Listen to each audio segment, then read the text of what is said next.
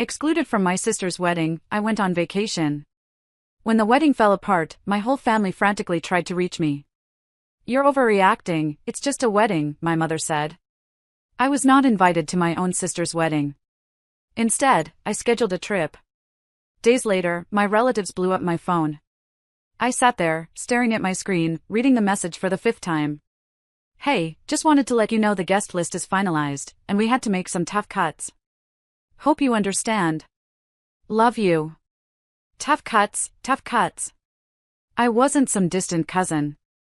I wasn't an old family acquaintance whom they hadn't seen in years. I was her brother, and my sister, the same sister I had assisted through every crisis, heartbreak, and moment of self-doubt, had just cut me out as an afterthought. I glanced at the screen, a slow pang of unbelief spreading into my chest. I nearly laughed because this had to be a mistake. I took up the phone and called my mother. She responded on the second ring, her voice upbeat. "Hey, sweetheart, what's up?" I didn't bother making small talk. "I just got a message from Emily. She says the guest list is finalized and I'm not on it." There was a pause, just long enough to prove what I had previously suspected. "Oh, honey," my mother sighed. She always used that voice to make me feel like I was being unreasonable. "It's just a wedding. Don't make a big deal out of this." Just a wedding? I felt a hot, stinging quail in my stomach. "Are you serious?" I asked, my voice unusually calm. "Mom, I'm her brother. How am I not invited to my own sister's wedding?" She produced a tisk sound, as if I were a toddler having a tantrum. "It's not personal. They had to keep the guest list small." "And Mom," I cut her off. "I just saw Emily's Instagram post. She invited 150 people." Silence. Then a forced chuckle. "Well, you know how things are. Weddings are expensive, and maybe they assumed you wouldn't mind skipping this one." I felt like I had been hit in the stomach. "Wouldn't mind?" I asked. "Mom, I've been there for Emily through it all. I helped her relocate twice when she lost her job. We covered half of her rent, and I was the one who helped her get over her last breakup. But now I'm not good enough to be there on her special day?" "Oh, stop being dramatic," my mother remarked with a sigh. "It's just one day. You're overreacting." I laughed briefly and without humor.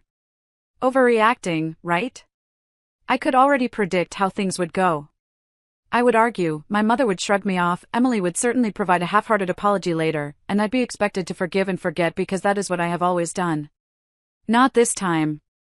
Something within me cracked. If I wasn't worthy of inclusion, then fine. I would not be. I hung up without saying anything and began browsing through my phone. If I wasn't planning to attend Emily's wedding, then I was going to be somewhere much nicer. I was going on a vacation. The more I thought about it, the angrier I became. I wasn't the type of guy who got upset over trivial matters. I had previously let a lot slide. Emily had repeatedly forgotten my birthday. She would only call me when she needed something. Our mother always wanted me to be the understanding one. Emily managed to get away with murder, but this? This was an entirely new level of disdain. I wasn't going to sit around moping while my sister and the rest of the family played happy little wedding without me. If I wasn't significant enough to be featured, then I wasn't significant enough to be present when they needed me. I grabbed my laptop and began looking up flights. If Emily could have the happiest day of her life, then I planned to enjoy the best week of my life. It took less than an hour to plan. I reserved all-inclusive accommodations at a 5-star resort in the Caribbean, suite with an ocean view, spa services, and access to a private beach. I had always convinced myself that such a trip would be too pricey. Not this time. I wasn't just traveling for a holiday, I was making a statement. When the wedding weekend came around, I was already on a plane enjoying champagne in first class. I made sure to upload a picture, legs extended out, drink in hand, with this caption, "Guess I got cut from the guest list, but I think I'll survive." The reactions were nearly immediate. Some of my cousins sent laughing emojis. My aunt, the only rational member in the family, commented, "Good for you. Should have taken me with you." But what's the best reaction? That came from my mother. She sent me 3 texts in a row. Mom asks, "Where are you?" My mom, "Are you seriously missing your sister's wedding over this?" Mother, "You're being petty." Petty? I wasn't even close to finishing. I responded with a photo of the beach, complete with white sand, crystal blue ocean, and a postcard perfect view.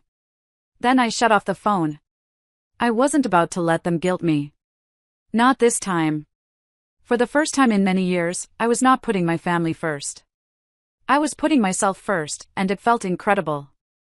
By the time I arrived in paradise, I had entirely eliminated any lingering remorse. The moment I walked out of the airport, the warm ocean breeze touched me, bearing the aroma of salt and tropical flowers. A private car was waiting to drive me to the resort, a stylish black SUV with chilled towels and bottled water in the back seat. Yeah, this was far better than a wedding. As we drove down the coast, I reflected on how right I had been to accomplish this. Back home, my family was presumably busy preparing for the big day. My mother was probably making excuses for why I wasn't present. My sister was laughing with her bridesmaids, not giving me a second thought. But I wasn't treated as an afterthought here. Here I was the priority, my priority. The resort was something out of a fantasy. The lobby had enormous palm trees blooming within a massive open-air architecture that allowed in the ocean wind. The kind of service where you were greeted with a cocktail before you checked in. My room? Unreal. Floor-to-ceiling windows and a private balcony. And the most gorgeous king-sized bed I'd ever seen. I threw down my things, strolled out onto the balcony, and simply took it all in. Then, just to make matters worse, I took a picture of the scenery and shared it with this caption: when one door closes, another one opens, preferably to a beachside suite with unlimited margaritas. I knew it would find its way back to my family, and honestly, I hoped it did, because for once, they could understand what it was like to be left out. And I was only getting started. The first full day of my trip was simply fantastic. I began the morning with room service, which included fluffy pancakes, fresh fruit, and coffee that was so wonderful it ruined every cup I'd ever tasted. Then, I spent the entire day doing precisely what I wanted. No responsibilities, no family turmoil, just me, the ocean, and a time focused only on my own enjoyment. By the afternoon, I was lounging on a sunbed by the infinity pool, martini in hand, watching the waves roll in. Every so often, I'd check at my phone, not to check in with my family, but to look at the growing amount of responses to my vacation blogs. The comments were gold. Cousin Jake, bro, where are you? Aunt Lisa, okay, now you're just showing off. An old college acquaintance says, dude, invite me next time. Finally, I received a notification that made me smirk. Emily saw your article. Oh, now she was paying attention. I could just imagine her reaction, sitting in the bridal room, sipping inexpensive champagne, scrolling through Instagram, only to see me having my best life while she was anxious about her wedding. Good. I leaned back, took another sip of my beverage, and thought, enjoy your special day, sis. I hope it's all you wanted. However, when the sun began to set, something unusual occurred. My phone started to explode. Initially, I ignored it. I figured it was just more people reacting to my photos. But then, I noticed these names: Mom, Emily, Cousin Jake, even Uncle Rob. Call after call, texts were coming in non-stop. I raised an eyebrow and eventually opened my phone. The first text I saw was from my mother. Mother, call me, it's an emergency. Is there an emergency attending the wedding? I sighed, debating whether I really cared. Jake then sent another message. Jake's reaction: dude, you are not going to believe what just happened. Oh, now I was curious. I sat up and scrolled through the texts, and I quickly understood that the universe had given me the nicest wedding gift I could have ever hoped for. Because, as it turned out, Emily's beautiful wedding had gone up in flames. I scanned through a torrent of messages. My sneer grew with each one. Jake replied, bro, you dodged a bullet. Mother, call me right now, this is a family crisis. Emily, please, where are you? I need you. I stretched out in my lounge chair, took another drink of my cocktail, and continued scrolling. Then, I discovered a message that made me laugh out loud. According to cousin Melissa, the groom simply walked out. I almost choked on my drink. Did the groom leave? Oh, this was better than I could have expected. Curiosity got the best of me, so I eventually texted Jake back. My response: what do you mean he left? Jake, dude, during the reception, full meltdown. He and Emily had some huge fight, and then he just walked out. Straight up left the venue. Jake again, oh, and then Uncle Rob and Dad got into a screaming match over who was ruining the family's reputation. Grandma cried, the venue cut the bar early. It's a mess. I leaned back, smirking. My sister had refused to let me attend the wedding, believing that she didn't need me. And now, suddenly, I was the first person they all ran towards. I could already hear my mother's voice in my brain, you need to fix this. Emily is devastated. Yes, no thanks. I opened the following message. It came from Emily. Emily says, answer your phone, please. I need you. Oh, suddenly, I was significant. I took a deep breath and typed back a single response. Me, sorry, I'm a little busy enjoying my overreaction. Hope the wedding was fun. And then, I blocked her phone number. I blocked my mother. I also blocked Jake, just in case he got drawn into their guilt trip operation. Then, I turned my phone to do not disturb mode, waved over the bartender, and ordered another drink. Because, while my family spiraled, I was in paradise. And for once, I wasn't bothered. The following morning, I awoke to the sound of waves breaking on the shore. The aroma of sea and tropical flowers wafted through my open balcony doors. I stretched and yawned, and for one lovely minute, I almost forgot about the pandemonium at home. Almost. Then, I looked at my phone. Even though I blocked the majority of my family, I still had more than 20 missed calls from random numbers. They tried everything to contact me. Several voicemails had slipped through. Despite my better judgment, I pressed play on the first one. Mom's voice, frantic. I don't know what you think you're doing, but this is not the time for one of your tantrums. Your sister is devastated, and we need you here. This family needs to stick together right now.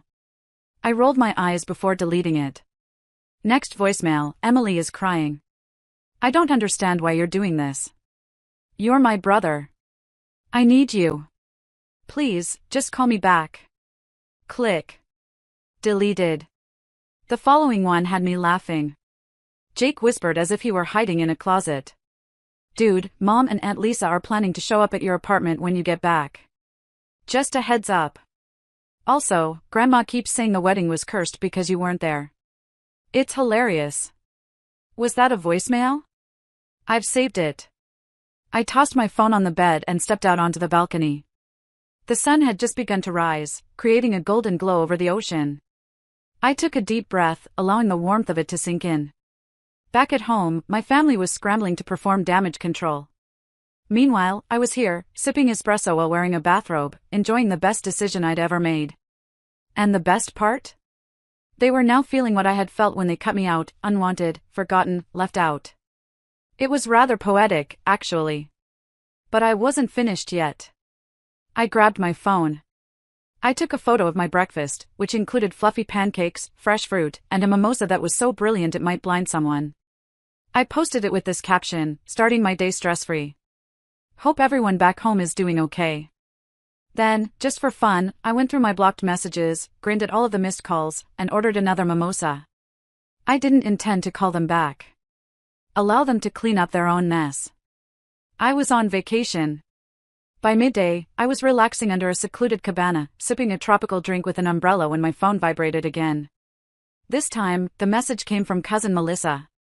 Melissa, okay, I know you're mad, and honestly, you deserve to be, but you have to hear what happened after the wedding. Call me. You're going to love this. I raised an eyebrow. Melissa has always been the only cousin with a brain. If she mentioned that I needed to hear anything, it was probably worth the time. So, despite my better judgment, I called her. She answered on the first ring. Oh my God, you're finally answering, she said, unable to contain her joy. Okay, are you sitting down? I gazed about in my shaded cabana, the vast ocean in front of me, and the chilled beverage in my palm. Yeah, I think I'm in a good place for whatever this is. Melissa let out a breathless laugh. Okay, after the groom left, Emily had a complete meltdown, and I don't mean a few tears. I mean yelling, wailing, and throwing objects at the wedding party. I smirked. Sounds about right. Melissa continued, her voice brimming with enthusiasm. Everyone was attempting to calm her down. Mom overheard Aunt Lisa suggest that the disaster could have been avoided if you'd been there. I blinked. Wait, what? Melissa giggled.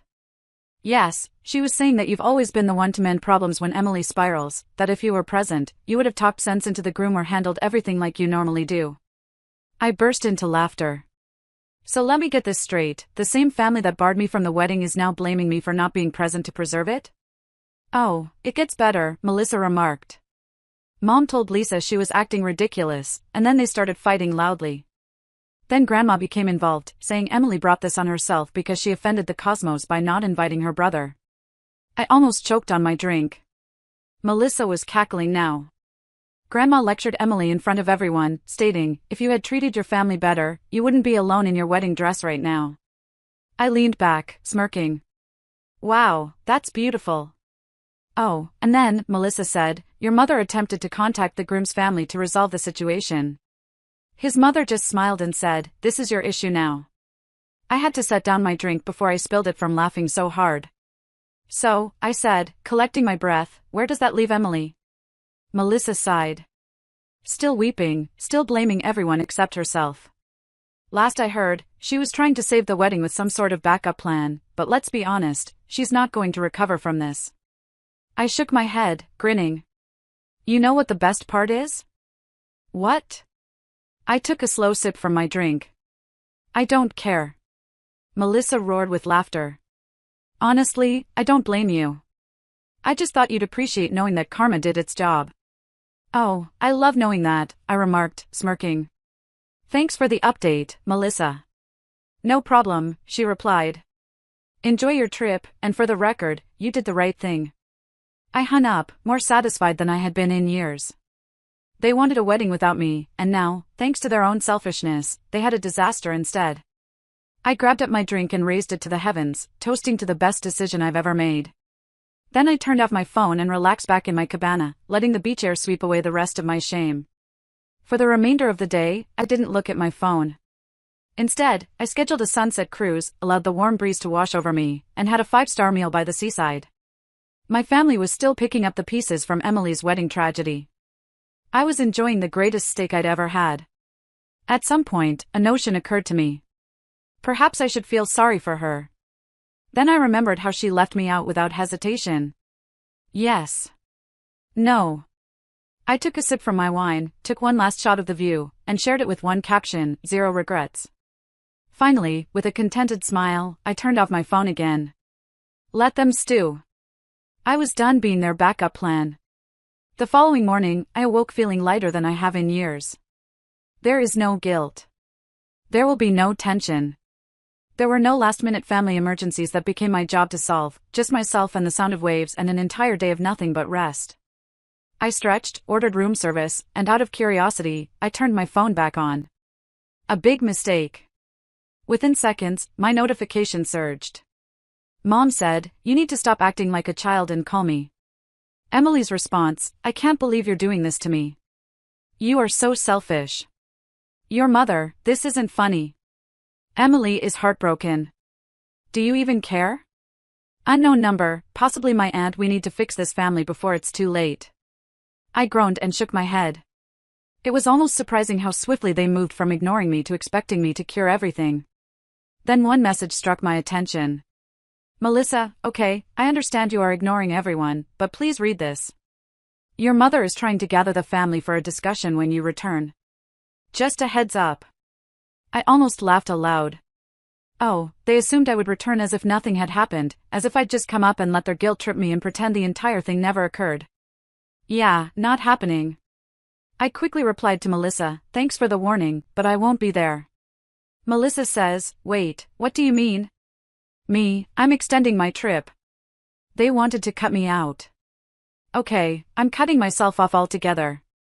I could almost see her reaction, a combination of astonishment and amusement. A few seconds later, she responded. Melissa, okay, that's iconic. Tell me everything when you get back, whenever that is. LOL. I grinned, set down my phone, and grabbed up my laptop.